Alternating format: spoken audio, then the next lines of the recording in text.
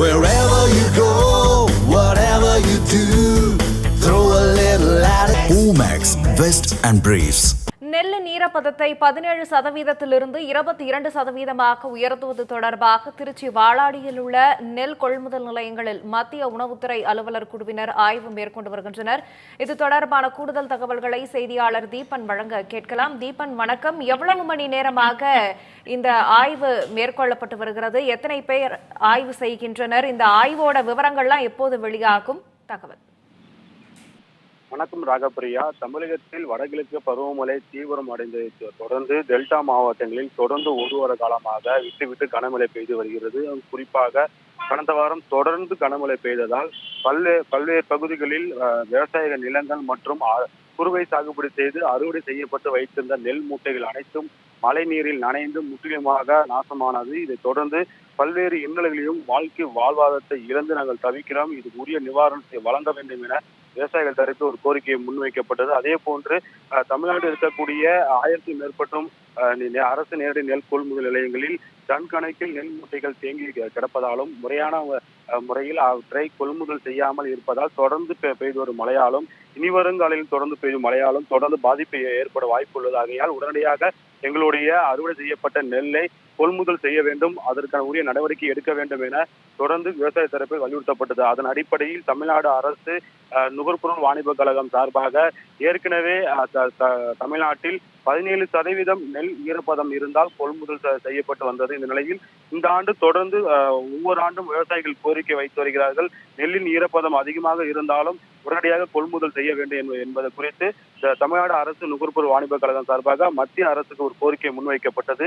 அதாவது 17% 22% நெல்லின் ஈரப்பதம் கொள்முதலை உயர்த்த வேண்டும் என ஒரு கோரிக்கை வைக்கப்பட்டதன் அடிப்படையில் மத்திய உணவு துறை அலுவலர்கள் சார்பாக 3 குழுக்கள் அமைக்கப்பட்டது. அந்த 3 குழுக்களும் நேற்றைய முன்தினம் தமிழகம் வந்தடைந்தார். அதில் ஒரு குழுக்கள் திருவாரூர், செங்கல்பட்டு பகுதியில் ஆய்வு மேற்கொண்டு வருகிறார்கள். அதே போன்று மற்றொரு குழு புதுக்கோட்டை, தஞ்சை, மயிலாடுதுறை போன்ற பகுதியில் ஆய்வு மேற்கொள்கிறார்கள். இன்னொரு குழு திருச்சியில் இன்று தனது ஆய்வை கொண்டு வருகிறார்கள். குறிப்பாக திருச்சி மாவட்டத்தில் 6 இடங்களில் செயல்படக்கூடிய அரசு நெல் கொள்முதல் நிலையங்களில் மத்திய உணவு துறை அலுவலர்கள் குழு தற்போது ஆய்வு மேற்கொண்டு வருகிறார்கள். குறிப்பாக வாளாடி, வேலாயுதபுரத்தில் இருக்கக்கூடிய அந்த அரசு நேரடி நெல் கொள்முதலத்தில் ஏற்கனவே தேங்கி இருக்கக்கூடிய நெல் மூட்டைகளை ஆய்வு செய்தார்கள். அதே போன்று இந்த பகுதியில் மழையால் நனைந்து அந்த மூட்டாக நெல் குமிந்து இருக்கும் பகுதியை சென்று அந்த நெல்முனைகளை எடுத்து ஆய்வுக்கு எடுத்து செல்கிறார்கள். மேலும் இது குறித்து கடந்த மழையில் எவ்வளவு ஈரப்பதம் இருந்தது, எத்தனை மூட்டைகள் வீணாக போனது என்பது குறித்து அதிகாரிடம் கேட்டறிந்தார்கள்.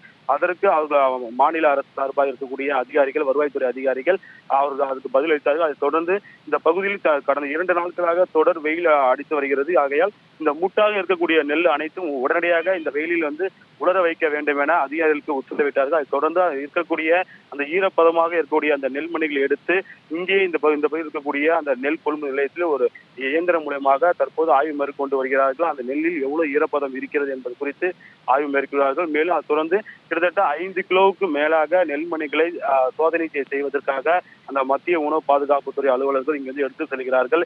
இதைத் தொடர்ந்து இந்த பகுதியில் இருக்கக்கூடிய லால்குடி பகுதியில் நகர் பகுதியிலும் அந்த நெல் கொள்முதல் நிலையங்களில் ஆய்வு மேற்கொள்ள உள்ளார்கள். நெல்லின் ஈரப்பதம் உயர்த்தி தர வேண்டும் என ஒருபுறம் விவசாயிகள் கோரிக்கையாக இருந்தாலும் மாநில அரசு கோரிக்கையாக இருந்தாலும் தொடர்ந்து ஆய்வு மேற்கொண்டு வருகிறோம். நேற்றைய தினம் இந்த மத்திய உணவு பாதுகாப்புத்துறை அதிகாரிகள் நாமக்கல் மற்றும் கோயம்புத்தூர் பகுதியில் ஆய்வு மேற்கொண்டார். அங்கு இந்த நெல்லை செறிவூட்டும் ஆலை அங்கு இயங்கி வருகிறது. அந்த ஆலையில் இந்த டெல்டா மாவட்டங்களில் பாதிக்கப்பட்ட மொத்த நெல் மூட்டைகளை அங்கு எடுத்து செல்லலாமா அல்லது செறிவூட்டப்பட்டால் அந்த 22% ஈரப்பதம் கொள்முதல் செய்யப்பட்டால் அந்த நெல் எவ்வாறு செறிவூட்டப்படும், அது பாதுகாப்பாக இருக்குமா என்பது குறித்து நேற்று ஆய்வு செய்தார்கள். அதனைத் தொடர்ந்துதான் இன்று திருச்சியில் ஆய்வு மேற்கொண்டு வருகிறார்கள். மொத்தமாக இன்று திருச்சி மாவட்டம் முழுவதும் ஆய்வு மேற்கொண்டு வைத்த பிறகு இன்று மதியத்துக்கு பிறகு புதுக்கோட்டை செல்கிறார்கள். அங்கு ஆய்வு மேற்கொள்ள உள்ளனர். அதைத் தொடர்ந்து மதுரை போன்ற மாவட்டங்களில் பாதிக்கப்பட்ட இடம் நேரடியாக சென்று விவசாயிகளை சந்தித்து என்ன நடந்தது, எவ்வளவு நெல் மூட்டைகள் வீணாக போனது, இதுக்கு என்ன காரணம் என்பது குறித்தும் அதிகாரிகள் கேட்டறிந்து வருகிறார்கள்.